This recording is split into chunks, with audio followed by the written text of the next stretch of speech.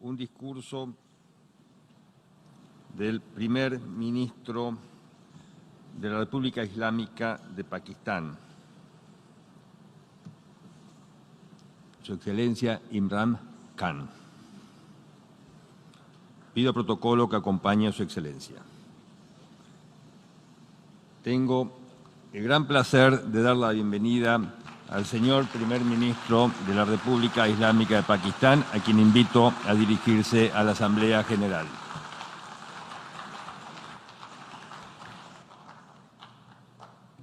Bismillah ar-Rahman ar-Rahim. Iyyaka na'budu wa iyyaka nasta'in. Mr. President,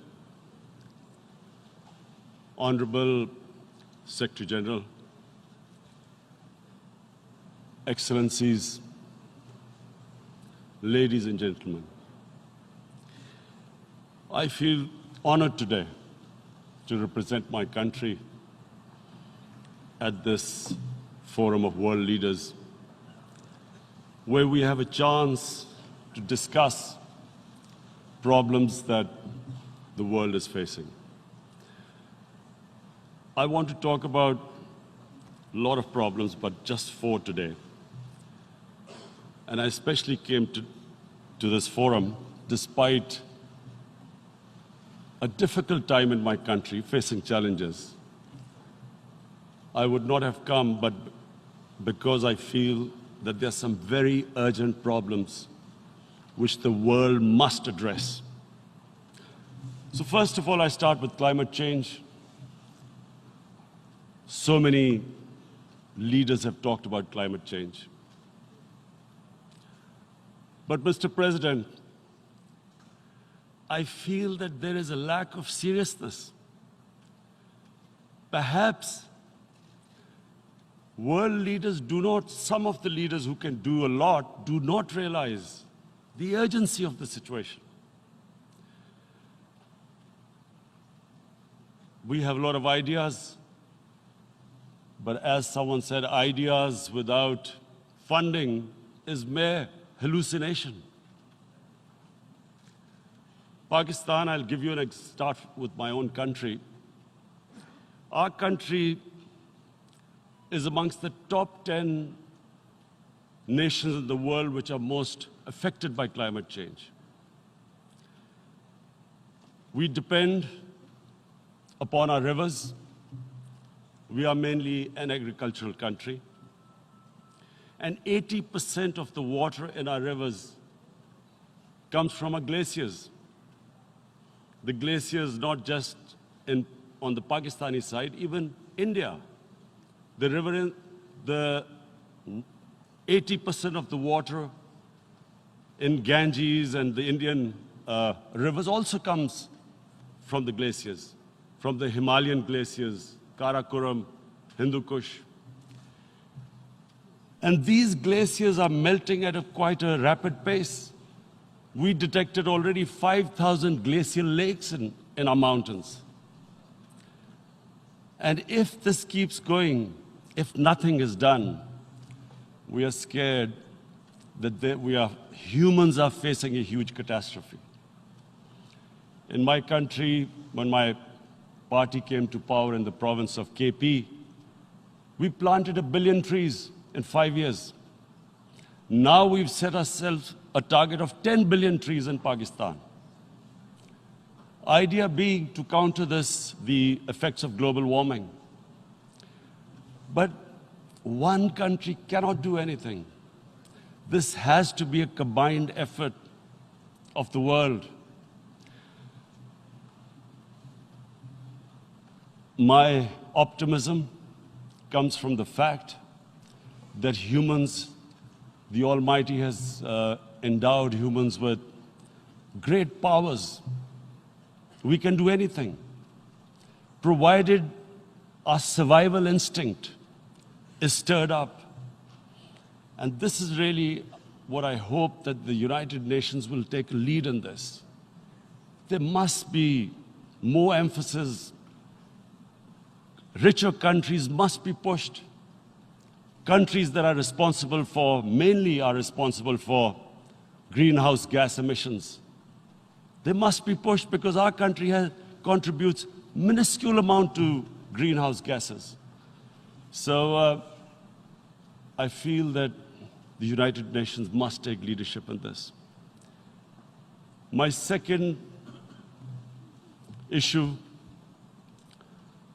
for me right now is even more critical. Mr. President, every year, billions of dollars leave the poorer countries and go towards rich countries. Billions of dollars siphoned off by the ruling elites of the developing world. And they find their way into Western bank accounts, offshore accounts, tax havens, expensive properties hidden behind companies bought in Western capitals. Mr. President, this is devastating the developing world. This is causing more poverty, debts. It's impoverishing the developing world. The difference between rich and poor countries is growing because of this. Money laundering, which happens because money leaves the poorer countries into rich countries, is not treated the same as, for instance, money from drugs or terror financing. The seriousness which terror financing and money from drugs, the way it is treated, it's not the same. The way the poor countries are being plundered by their elites. It's not happening. In my country, when I took charge of our government a year back, in the 10 years preceding that, our total debt went up 4 times. The debt we had accumulated in 60 years, just in 10 years, it went up 4 times. As a result, the total revenue we collected in 1 year, half of it went into debt servicing. How are we going to spend money on our human beings, 220 million people, when half the money is going into debt servicing? Because our country was plundered by the elites, the ruling elite. And easily they could get the money out. And when, Mr. President, we located properties in Western capitals bought by this money through corruption and money laundering, located the properties of these corrupt leaders, we find it so difficult to retrieve it. That money, if we retrieved that money, we could spend on our human beings. But it's so difficult. The laws protecting these criminals. We do not have the sort of money to have expensive lawyers and spend millions and millions of dollars. We need help from the rich countries. And Mr. President, it's critical. The rich countries must show political will. They cannot allow this to happen. How can the poor countries spend money on human development, which the United Nations asks, SDG? How are we going to do it when this money can easily leave our countries? So, unless the rich countries intend to build walls to stop economic refugees coming as we see right now, they must take action. They must take action now. It must be a deterrent. Corrupt ruling elites should not be able to take money out easily and park it into foreign bank accounts and into these properties abroad. And I never understand why. Why do we have these tax havens? Why is this allowed? Why shouldn't rich people pay taxes? Why is it legal to have these tax havens where you have these secret accounts? Because, the world is changing. The population of the world is growing.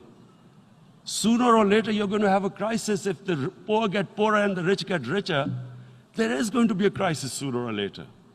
So this is my second point. I hope that the United Nations takes a lead in this. It involves the IMF, the World Bank, Asian Development Bank. They must find a way of stopping this plunder of the developing world. My third point is Islamophobia. There are 1.3 billion Muslims in this world. There are millions of Muslims living in other countries, European countries, in the US, as minorities. Islamophobia, since 9/11, has grown at a pace where it is alarming. Human communities live together. There should be understanding amongst them. But Islamophobia is creating a division. Muslim women wearing hijab, it's become an issue. It's become an issue in some countries. Hijab is some sort of a weapon. A woman can take off her clothes in countries, but she can't put on more clothes. How is this happening? Because of Islamophobia. And how did this Islamophobia start? After 9/11. And why did it start? Because certain Western leaders equated terrorism with Islam. Islamic terrorism. Radical Islam. What is radical Islam? There is only one Islam. And that is the Islam we follow of Prophet Muhammad sallallahu alaihi wasallam. There is no other Islam. Radical Islam, Islamic terrorism, what message did they send to people in the West? And why is there Islamophobia? How is a person in New York, in the Midwest, in the US, in European capital, how is he going to distinguish between who is a moderate Muslim and who's a radical Muslim? Because terrorism has nothing to do with any religion. This Islamic terrorism, Islamic radicalism, and sadly used by leaders, this has been the main reason for this Islamophobia. And it has caused pain amongst Muslims. We in Muslim countries watch this Islamophobia traveling abroad, and it's getting worse. And may I just say, Mr. President, that in European countries, it is marginalizing Muslim communities. And we all know that marginalization leads to radicalization. Some of the people who ended up as militants in Syria and other places were from marginalized Muslim communities. And my point here is that we must address this issue. I'm sad to say that we Muslim leaders have not addressed this issue either. After 9/11, when this thing came about war against radical Islam, rather than Muslim leaders trying to explain to the West that there is no such thing as radical Islam, in all human communities, they are radicals. They're liberals and rest are moderate. All human communities, Christians, Jews, everyone has it. But Islam is not radical, neither Judaism, neither Christianity, neither Hinduism. No religion preaches radicalism. The basis of all religion is compassion and justice, which differentiates us from the animal kingdom. But unfortunately, the Muslim leadership was so scared of being called radical Islam that all of them became moderates. In Pakistan, we were in the eye of the storm, and our government coined a phrase called enlightened moderation. No one knows what it meant. But everyone started putting on Western suits that they were moderates, started speaking. Even those who didn't know English would speak English because they were moderates. No one had a clue what it was. Because we, in the Muslim world, did not explain to the West that there is no such thing as radical Islam. One of the reasons why after 9/11, Islam was supposed to be equated with terrorism was suicide attacks. Because the 9/11 bombers did a suicide attack, all sorts of theories came up that the Muslims are involved in suicide attacks because they will get virgin in heavens. Some came up with, what about women, suicide attackers? So this bizarre thing happened. No one explained. Suicide attacks and Islam were equated. No one did research that before 9/11, the majority of suicide attacks in the world were by Tamil tigers, who were Hindus. No one blamed Hinduism, and quite rightly. What has Hinduism got to do with what desperate people were doing in Sri Lanka? We all know about, we've seen films about Japanese kamikaze pilots at the end of the Second World War doing suicide attacks. No one blamed the religion. But here we were trying to prove we were moderates and not explaining to the West. But the most important thing I wanted to say here today, in explaining this Islamophobia, Mr. President, and I feel it's very important because I've spent, because of, I played professional sport in England, I spent a lot of time there. So I know how the Western mind works and how West views religion. So where the misunderstanding about Islam came. And one of the reasons it caused Islamophobia. That was,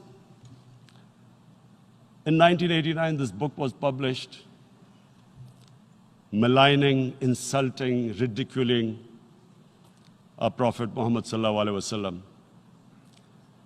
And there was a reaction in the Muslim world. The West couldn't understand what was the problem. Because in the West, because I have spent so much time in the West, religion is perceived completely differently. They don't look upon religion like we do. And so, Islam was supposed to be an intolerant religion. It was against freedom of expression.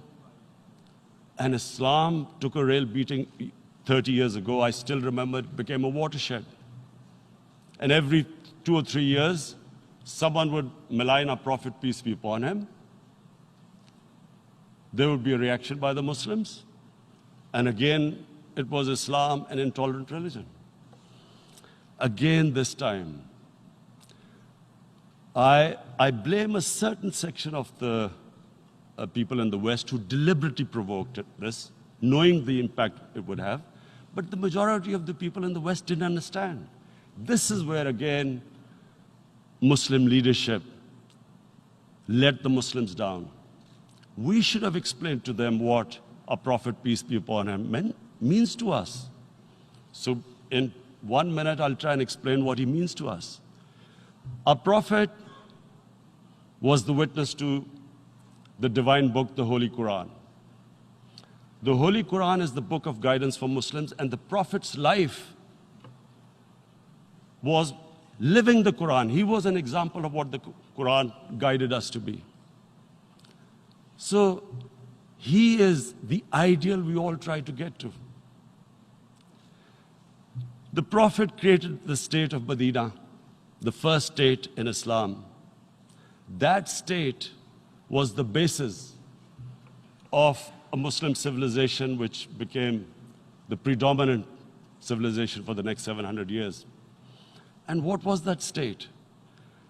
I hear such strange things about Islam, that it is against women, it's against minorities. The first state of Islam in Medina, it was the first time a welfare state was set up. The state took responsibility of the weak, widows, orphans, poor people, handicapped. It taxed the rich, spent the money on the poor. The state announced that all human beings are children of Adam, hence equal, whatever the color of their skin.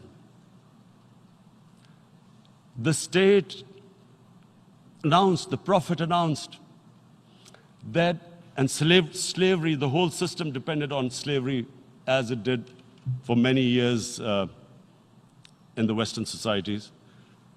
The Prophet said that one of the greatest deeds is to free a slave. But because the society depended on slavery, he said, but if you have to treat them as an equal member of the family. And as a result, something happened in a Muslim world which hasn't happened in any other civilization. Slave dynasties appeared. Slaves became kings. The Mamluks, slaves who ruled Egypt. In India, there were slave dynasties.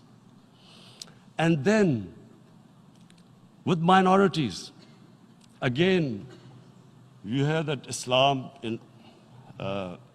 is supposed to be against minorities. Let me just make this clear. In Islam, the Prophet announced that everyone was free to practice his religion. It was a sacred duty to protect the places of worship of all religions. He announced that every person is equal in front of law, whatever his religion or his color.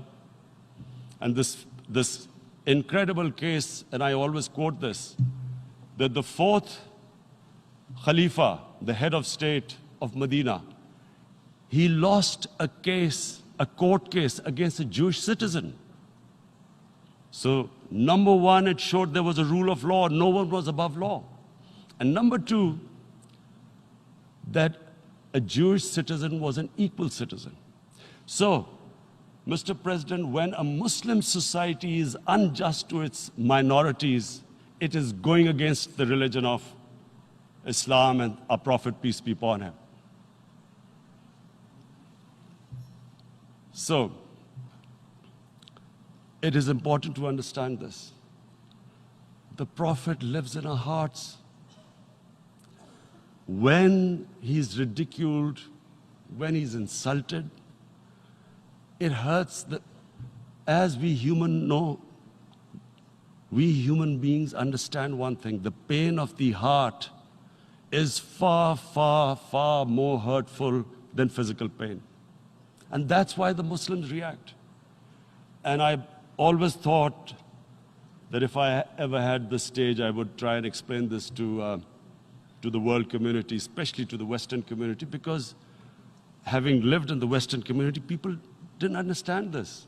When I first went as a teenager to England, there was a comedy film on Jesus Christ.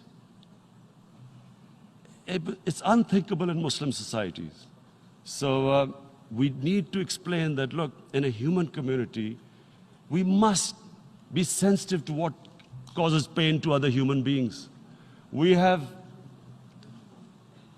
in the Western society, and quite rightly, the Holocaust is treated with sensitivity because it gives the Jewish community pain.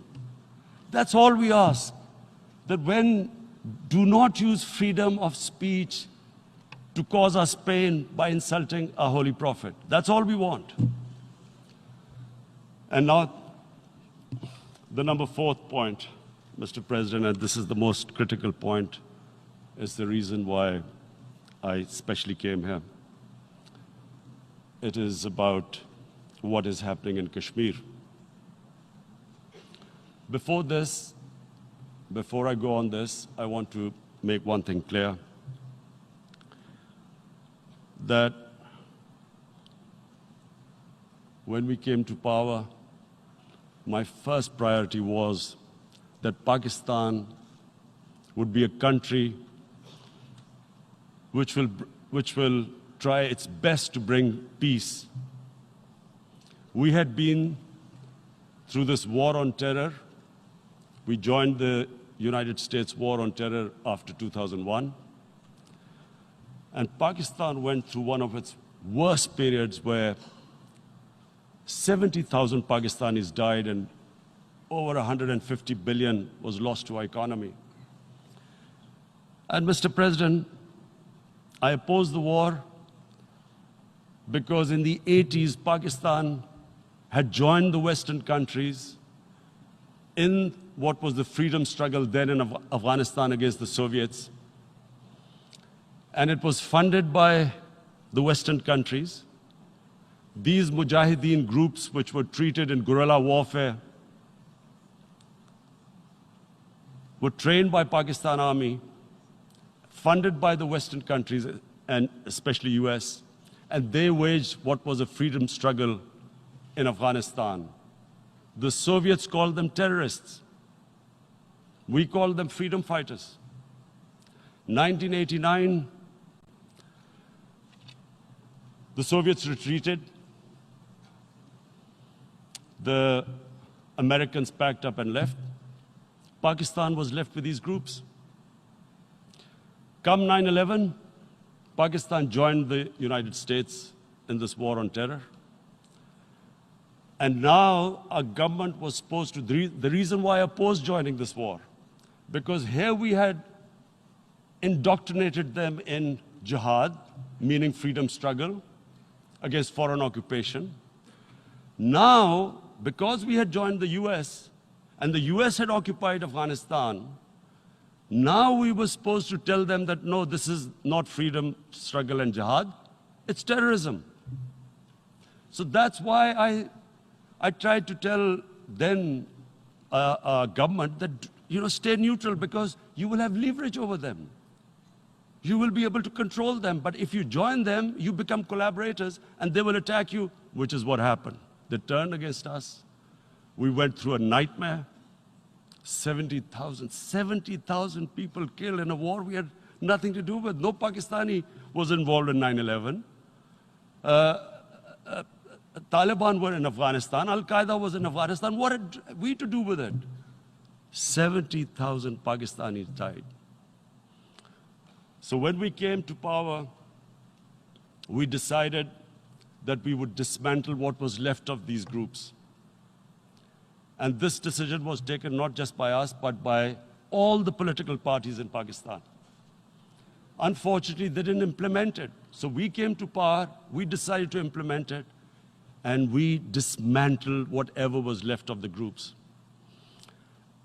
And I know that India keeps accusing us that there are these groups there. I would like the United Nations to send observers, see for themselves what we've done. No Pakistani government would have dared to do this because it would have created strife.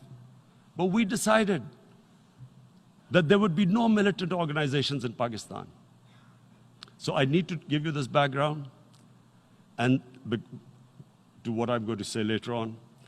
And secondly, we started mending fences. I invited the Afghan president. We developed a relationship with Afghanistan. We had problems with Iran. We mended fences there. And then India. Now let me just give you a little background about my relationship with India. Because of cricket, and cricket being it's a passion in the subcontinent, I had great following in India. I have friends in India, and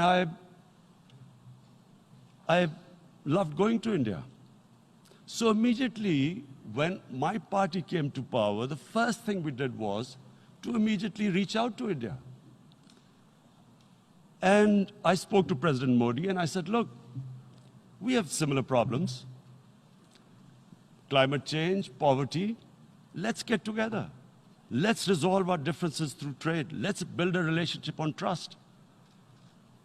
Prime Minister Modi told me that, there were terrorist attacks from Pakistan. I said, we have problems with you. There are terrorist attacks which we know are instigated by India in Balochistan. We caught a spy, Kulbhushan Yadav, who admitted what the sabotage going on in Karachi and Balochistan. So we said, look, let's leave that behind. Let's move forward. Our main priority should be our people. The highest number of poor people live in the Indian subcontinent. Unfortunately, didn't make any headways. Our foreign ministers were supposed to meet on this in the UNGA last year. India canceled it. We thought that it's their election coming up. It's a nationalist, ultra-nationalist party. it doesn't want to cozy up to Pakistan. So we thought, okay, we'll wait till the elections. Meanwhile, a 20-year-old Kashmiri boy, whose father said was radicalized by the security forces in Kashmir, blew himself up on an Indian convoy. Immediately, India blamed us. I spoke to the Indian public on television. I said, if you give us any iota of proof, we will immediately take action, because we've clamped down on these groups. Rather than sending us any proofs, they sent their jets in, they bombed us. We retaliated. A jet, 2 of their planes were shot down, 1 pilot bailed out in Pakistan. We immediately returned the pilot, saying that, look, we do not want any escalation. Rather than taking that as a peace gesture, the entire campaign, almost the entire campaign of Mr. Modi in the election was how he had taught Pakistan a lesson that jets had killed 350 terrorists. Complete lie. They had just killed about 10 trees of ours, which was quite painful given that, we are growing all these trees. He then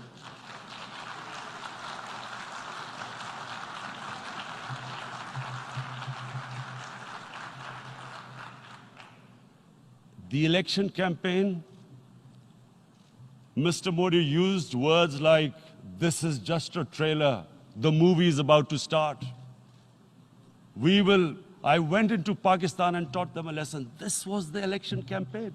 Okay, so we thought, us politicians make all these statements to win elections. So, okay, after elections, we'll get back to our normal relationship. Well, the moment the elections ended, we approached India, no response, but then we discovered they were trying to push us in the FATF blacklist to bankrupt us. That's when we realized there was an agenda. And that agenda became obvious on the 5th August when India went against 11 United Nations Security Council resolutions, which say that Kashmir is a disputed territory and the people of Kashmir have the right of self-determination. They went against that. They went against Simla Accord, which is about bilateral, sorting out our differences through bilateral means, went against that. They actually went against the Indian Constitution. Illegally, they revoked Article 370, which gave Kashmir the special status. They got an extra 180,000 troops there. Total number of security forces in Kashmir now are 900,000. And they put 8 million people of Kashmir under curfew.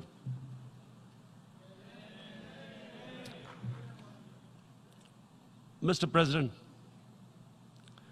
now I just briefly want to make the people understand, how can anyone do something like this? And for that, I have to explain to you what is RSS. RSS, Mr. Narendra Modi is a life member of RSS. RSS was an organization that was inspired by Adolf Hitler and Mussolini, came about in 1925. They believed in racial purity, racial superiority. They also believed they were an Aryan race like the Nazi believed they were an Aryan race. All that I'm saying can be verified. This is the time of information revolution. You can Google all this, what I'm saying. But it is very important for me to explain this to you so you know what is happening in India. This RSS believed in the ethnic cleansing of Muslims from India. At one point, there was racial superiority of the Hindu race. Secondly, it was hatred for the Muslims and for the Christians, because they believed that this golden age of Hindu civilization was stopped because of Muslim rule centuries back and then the British rule of India. So it was racial superiority and hatred for Muslims and Christians. This is openly stated. You look at the founding fathers of RSS, Golwalkar and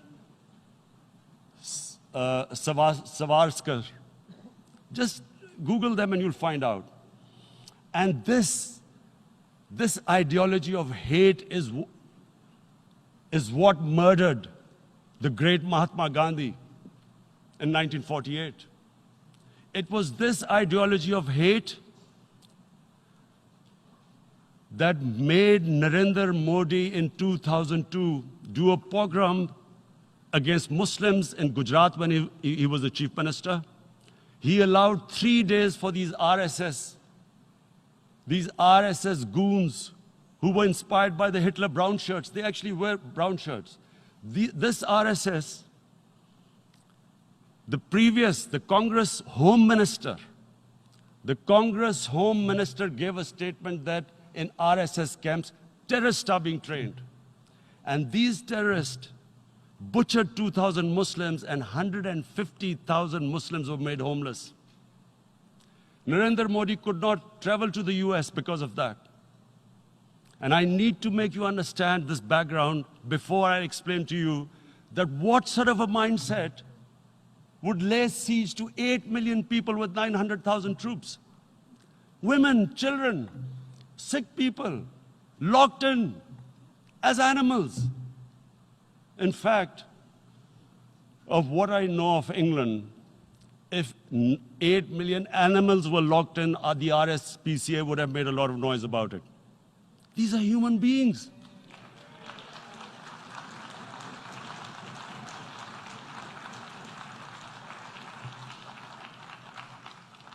And Mr. President, what comes with racial superiority, these illusions of Aryan superior race, is arrogance. The two go together. And it's arrogance that makes people make mistakes and do stupid things. Cruel things like what Narendra Modi has done. It's sheer arrogance. And it's arrogance that has blinded him from the fact that what is going to happen when the curfew is lifted? Has he thought about it? This hasn't been thought through. What is he going to do when he lifts the curfew? Does he think that people of Kashmir will quietly accept the status quo because India has changed the constitution and taken away the special status? They'll accept that? Mr. President, 100,000 Kashmiris have died in the past 30 years because they were denied the right given by the United Nations, the right for self-determination. 100,000 have died and 11,000 women have been raped. There are 2 human rights, United Nations human rights reports on this. The world hasn't done anything because India is a huge market, 1.2 billion people. Sadly, the material prevails over the human. But this has serious consequences. Again, I repeat, that's why I'm here. Look, what is going to happen when the curfew is lifted will be a bloodbath. The people will come out. There are 900,000 troops there. They haven't come to, as Narendra Modi says, he's done this for prosperity of Kashmir. This is supposed to be for the development. These 900,000 troops, what are they going to do when they come out? There'll be a bloodbath. Has he thought it through what happens then? Mr. President, has anyone thought that what happens when there is a bloodbath? What do you think the impact will have on people of Kashmir. What do you think they will think? The way they have been boxed in their houses, treated like worse than animals, no rights. Thousands of all the political leadership has been arrested, taken out of Kashmir. Even those Kashmiri leaders who were pro-India have been taken out. 13,000 boys have been picked up and taken to God knows which destinations. So what do they think? What will the people of Kashmir do when they lift the curfew? They will be out in the streets. And what will these soldiers do? They will shoot them. They've already used pellet guns, blinded young boys. In the last 6 years, the 5 years, the oppression that has gone on in Kashmir. And so, Kashmiris will be further radicalized. Mr. President, there will be another Pulwama. And guess what? India will blame us. They're already blaming us. They're saying all this is happening because of Pakistan. One of their defense ministers said, there are 500 terrorists lined up on the border to go in. Why would Pakistan send 500 terrorists when there are 900,000 troops? What impact are they going to make? What will they do? And why would? Don't we know that the moment there is some terrorist attack, all that will happen is there'll be further cruelty and oppression of the people of Kashmir. We will just give the 900,000 troops to further crush the people of Kashmir. And then we'll give the Indian government an excuse that, look, Pakistan is a terrorist state, and this mantra that has gone on, Islamic terrorism. The moment you use this catchword, Islamic terrorism, the whole world turns away. No one talks about human rights. You can do whatever you want, which is what has happened in Kashmir, because they keep using this word, Islamic terrorism. And this is what they're doing right now. What do we benefit from further increasing the cruelty on the people of Kashmir? And why would we want this? But there is no other narrative left for India. As when they lift the curfew, whatever happens, Pakistan will be blamed, and there is always a danger of another Pulwama. They might come and bomb us again, and then another cycle might start. And what does Narendra Modi think? That 180 million Muslims of India are thinking right now. Aren't they watching these Kashmiris stuck inside for 55 days they've been stuck in? Aren't they watching? What do you think? Don't you think that the Muslims will be radicalized in India? And I'm talking about 180 million people. And when they get radicalized, there will be some incident in India somewhere down the line. Again, we will be blamed. And I'm warning you right now, again, we will be blamed. And Mr. President, what about 1.3 billion Muslims who are watching this? And they know that it is only happening in Kashmir because they're Kashmiri Muslims. This is not happening to Kashmiri Hindus. They know that this is happening because of their religion. So what do you think they will be thinking? What do you think the Jewish community would think if there were, forget 8,000 Jews stuck like this? What do you think Europeans would think? What do we think? I mean, any human community, if their members are stuck like that, what do you think they will think? Are we a children of a lesser God? Is it not going to cause us pain? And then I'll tell you what will happen. People will, in the 1.3 billion Muslims, someone will pick up arms. I know we've been brought up with films, Western films. This good, decent guy doesn't get justice. He decides to pick up a gun and start seeking justice. There was a film made in New York, famous film called Death Wish. This guy gets mugged by and his family, his wife gets killed or something. He can't get justice. He picks up a gun and he goes around shooting muggers. And the whole cinema cheers him on. So what do you think the Muslims are thinking right now? If there is a bloodbath, there will be Muslims becoming radicals, not because of Islam, but because of what they will see, that there's no justice when it comes to Muslims. There were Rohingya Muslims, Myanmar, who are, God knows, almost 1 million people out, ethnic cleansing. What was the response of the world community? So what do you think will be the response of 1.3 billion Muslims? I picture myself. I'm in Kashmir. I've been locked up for 55 days. I have heard about, and there are rapes, Indian Army going into homes, soldiers. Would I want to live this humiliation? Would I want to live like that? I would pick up a gun. You're forcing people. You are forcing people into radicalization. When people lose the will to live, what is there to live for? And this is what, if you can do this to human beings, you are actually radicalizing people. And so, Mr. President, I want to repeat here, this is one of the most critical times. There will be a reaction to this. Pakistan will be blamed.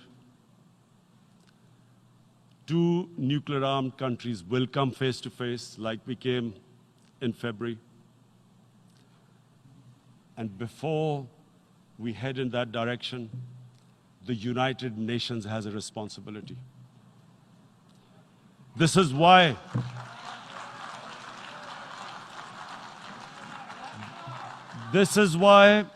the United Nations came into being in 1945. You were supposed to stop this happening. I feel we are back to 1939, Munich. Czechoslovakia has been taken, annexed. What is the world community going to do? Is it going to appease a market of 1.2 billion, or is it going to stand up for justice and humanity?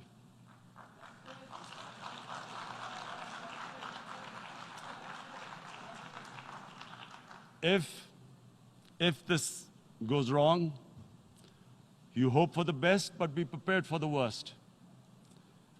If a conventional war starts between the 2 countries, Mr. President, if a conventional war starts, and anything could happen, but supposing a country 7 times smaller than its neighbor is faced with the choice, either you surrender or you fight for your freedom till death, what will we do? I ask myself this question. And my belief is, La ilaha illallah, there is no God but one. And we will fight. And when